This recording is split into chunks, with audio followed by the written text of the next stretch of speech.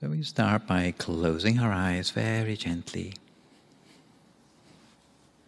Closing our eyes in the same way we'd close them to go to sleep. Not squeezing our eyes closed, but just letting our upper and lower eyelashes touch gently together. And to relax our body, we start by taking a few deep breaths to ourselves. Breathing in to the full extent of our lungs, and then breathing slowly and smoothly out again. Once again, we breathe the cool, refreshing air from around us. And when we breathe out, we may feel that we're letting go of any worries or concerns still lingering on our mind.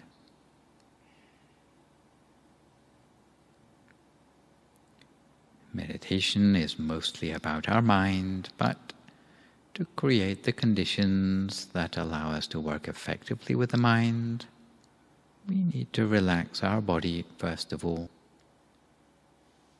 And the way we do this is by what's known as a body scan, which means scanning down through the whole of our body, relaxing each and every muscle as we go. So starting at our forehead, we relax any tension in the muscles there. Then we relax our eyebrows and our eyelids, checking once again that the way we've closed our eyes is as gentle as possible. We let the muscles of our face become soft. Relax our jaw, taking special care that we have not clenched our teeth together. Before moving on down to relax our neck and let our shoulders drop to their natural height. From there we relax our arms, our forearms, and then our hands and fingers, so that our hands are resting only very gently in our lap. And then continuing on down, we relax the whole of our torso, our chest, trunk, and the muscles across our tummy, before moving on down to relax our legs, all the way to our feet and our toes, until there's no remaining part of our body with any sort of stress or tension anymore. If we do notice knots of tension remaining anywhere in our body, then we do our best to relax them as far as possible, almost to the point that our whole body seems to disappear or melt away into the atmosphere around us. And this will allow us to turn our attention inward to the feeling inside us, that sense of warmth and well-being and of inner space, something which by any other name we might call our state of mind. And even our mind needs a little bit of mood setting to ensure the success of the meditation ahead. The way to do that is to put aside any worries or concerns still weighing on your mind, any regrets from your past or plans for the future, to leave nothing but the present moment, leaving nothing but the here and now.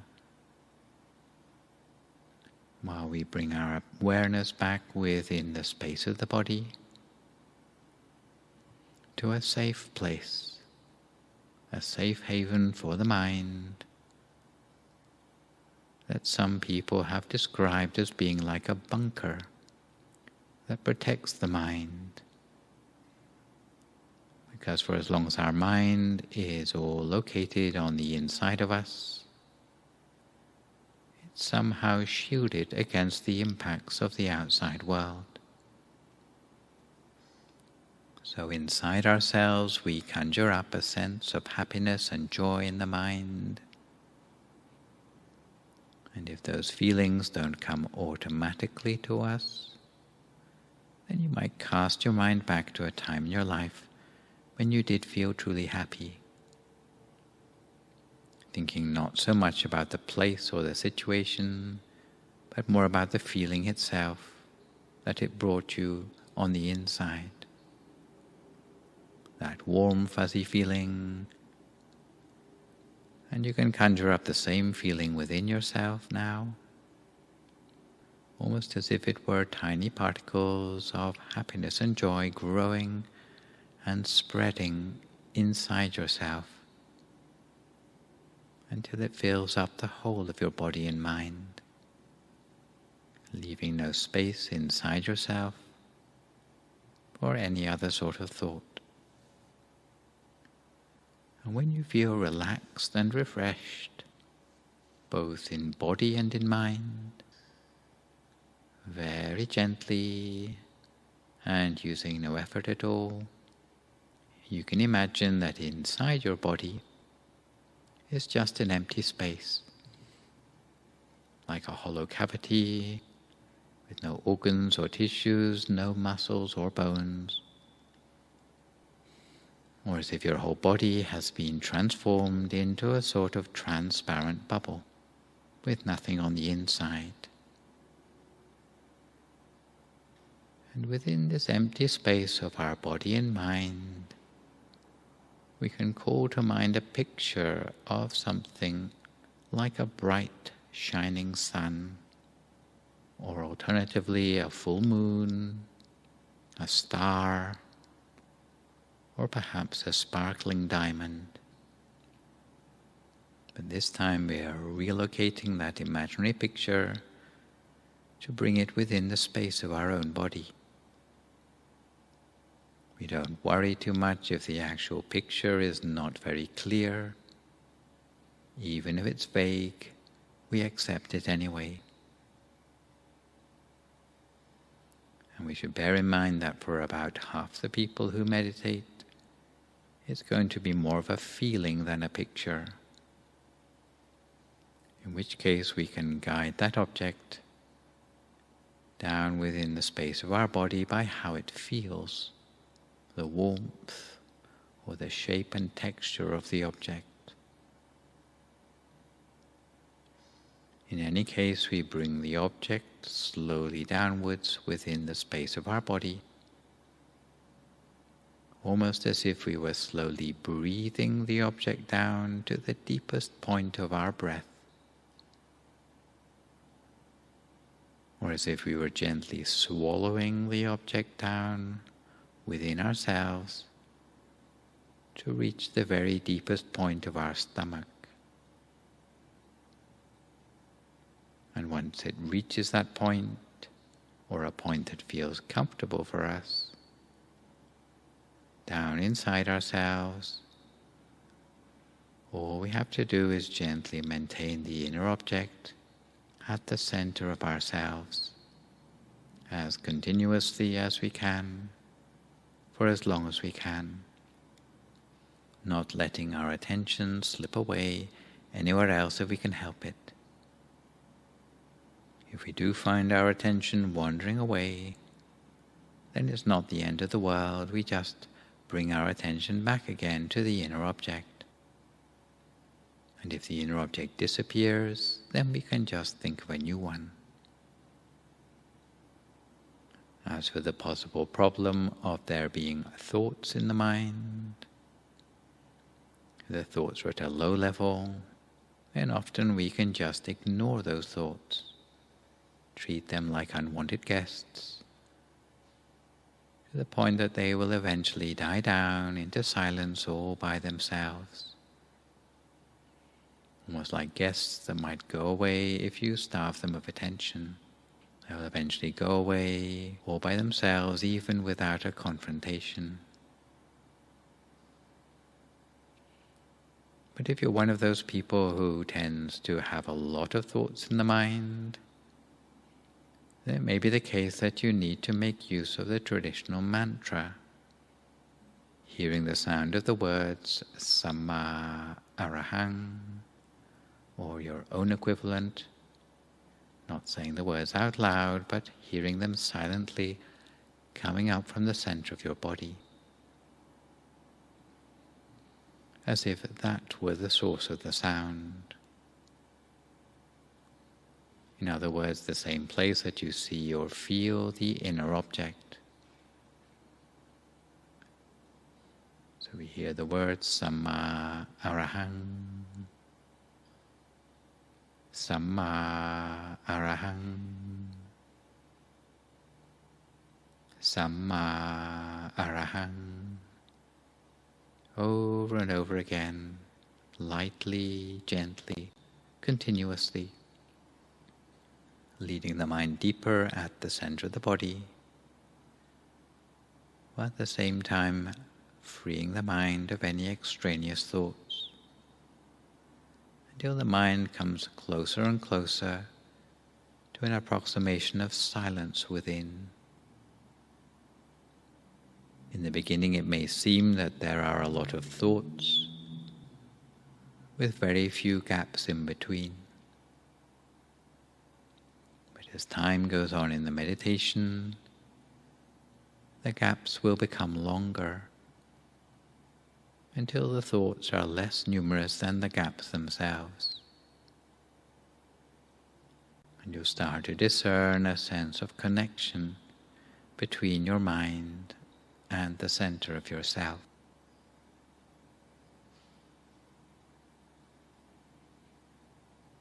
As some people observe in their meditation, if they apply the mind only very gently, not trying to force anything, not trying to hurry anything along, observing with a very light and gentle attention,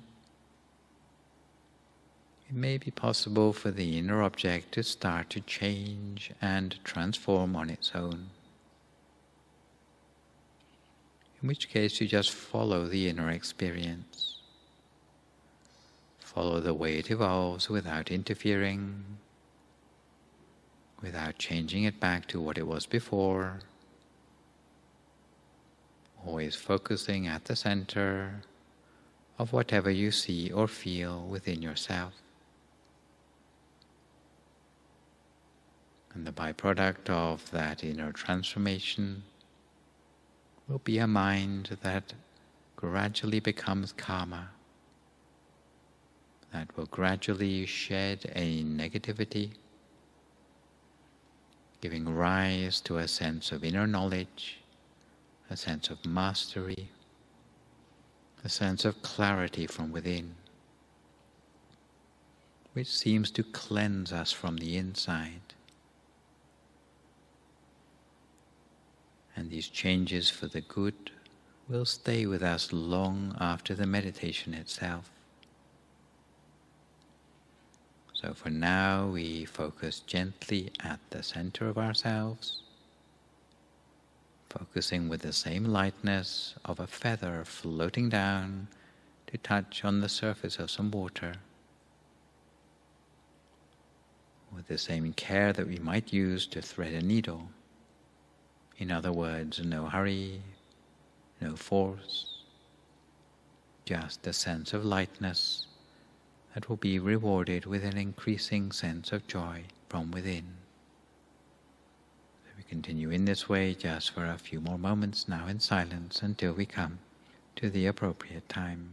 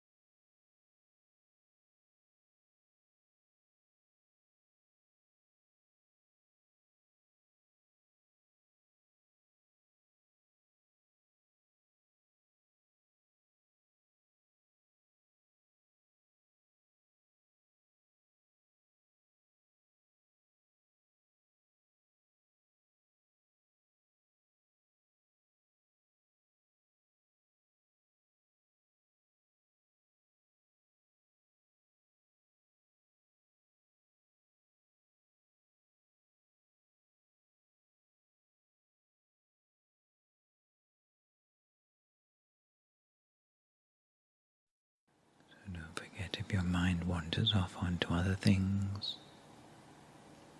each time you realize, simply bring your attention back again to the center of the body as before.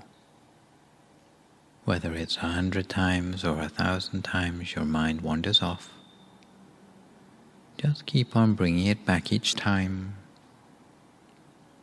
and you'll start to notice that from spending more time wandering, and it spends in place, little by little your mind will start to become settled more than it wanders.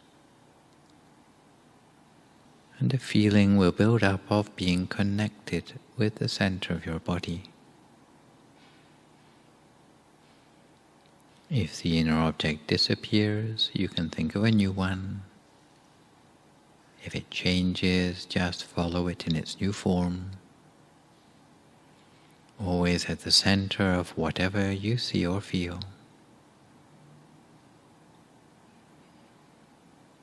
And with meditation, practice makes perfect. It's always something that we need to work at, just as we might work at a new language or a new sporting skill. The things that we do regularly become things that we become adept at. For some things like physical exercise, 2 or 3 times a week will be enough to keep you fit. But for meditation, a little each day is mostly what we would consider ideal as a way to move forward in our meditation practice. If we practice a little each day, before long we'll start to see some improvement in the ease with which we can meditate. We find that we're able to go further in the same length of time, or achieve a greater sense of peace. There'll be a gradual accumulation of peacefulness within ourselves, especially toward the end of the practice. There'll be a sense of well-being that builds up inside ourselves, a sense of calm that seems to be fostered within the mind. And it'll be a sense of calm that stays with us. Even as we get up from our meditation to do other things, we'll still feel calm from our meditation, as if it's something that we carry around with us. When we're new to meditation, sometimes the sense of calm will wear off after a while, especially when we come across things in our lives that are irritating or annoying to us. But as we become more adept in meditation, the sense of calm will become more robust, more resilient, and it will stay with us in spite of the challenges we encounter in life, until eventually there will be a seamless connection both inside and outside of our meditation practice. When we've got our eyes closed, sitting on our meditation mat, then that would be called meditation proper. When we've got our eyes open, doing other things, maintaining that sense of calm is known as mindfulness. So meditation and mindfulness, hand in hand, can help us maintain a sense of well-being throughout our day, which is really what we're aiming for. So for now we continue to keep our mind on track at the center of ourselves, lightly and gently, using only the very lightest of touch to keep the mind in place. Each to our own practice, just for a few more moments in silence until we come to the appropriate time.